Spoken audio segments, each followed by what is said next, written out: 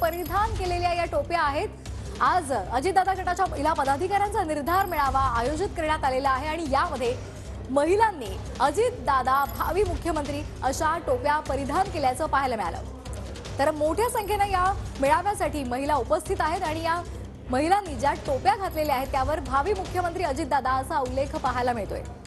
मुंबईमध्ये आज महिला पदाधिकाऱ्यांचा मेळावा आयोजित करण्यात आलेला आहे।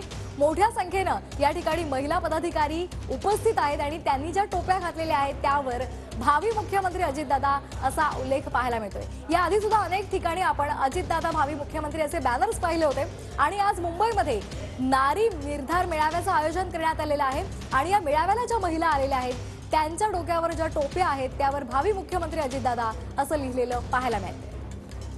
तर आपण ही थेट दृश्य आणि एक्सक्लुझिव्ह दृश्य पाहतोय TV9 च्या माध्यमातून। मुंबईमध्ये अजितदादा गटाच्या नारी निर्धार मेळाव्याचं आयोजन करण्यात आलेलं आहे। षण्मुखानंद सभागृहामध्ये मोठ्या संख्येने महिला इथे उपस्थित आहेत। या मेळाव्याला सुरुवात झालेली आहे। अजित पवार सुद्धा या मेळाव्यासाठी दाखल झालेले आहेत आणि या ठिकाणी मोठ्या संख्येने महिला उपस्थित आहेत आणि त्यांच्या डोक्यावर ज्या टोप्या आहेत त्यावर भावी मुख्यमंत्री अजितदादा असं लिहिलेलं पाहायला मिळतंय।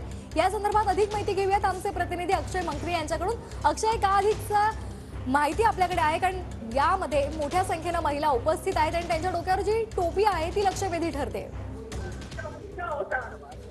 श्वेता, खरं तर आज राष्ट्रवादी काँग्रेस अजित पवार गटाच्या महिला मेळावा जो आहे तो सायनेतील षण्मुखानंद सभागृहामध्ये होतोय आणि या संपूर्ण सभागृहामध्ये राज्यभरातून मोठ्या संख्येने महिला पदाधिकारी जे आहेत ते आलेले असल्याचं आपल्याला पाहायला मिळत आहे। खरं तर या संपूर्ण मेळाव्याला जे राज्यभरातून महिला पदाधिकारी आलेले आहेत त्यांच्या डोक्यावरती टोपी होती आणि त्या टोपीवरती खरं तर भावी मुख्यमंत्री अजितदादा यांचा उल्लेख जो आहे असा मजकूर जो आहे तो लिहिण्यात आलेला होता। त्यामुळे एकंदरीतच पुन्हा राजकीय वर्तुळामध्ये अजित पवार हे भावी मुख्यमंत्री होणार का आगामी काळात, या संपूर्ण चर्चांना जे आहे ते उधाण आलेलं आहे। परंतु या संपूर्ण महिला मेळाव्यामध्ये आज महिलाच्या प्रदेशाध्यक्ष रुपाली चाकणकर या काय बोलणार याकडे सर्वांचं लक्ष लागलेलं आहे। श्वेता, अगदी धन्यवाद अक्षय आपण दिलेल्या या सविस्तर माहितीसाठी।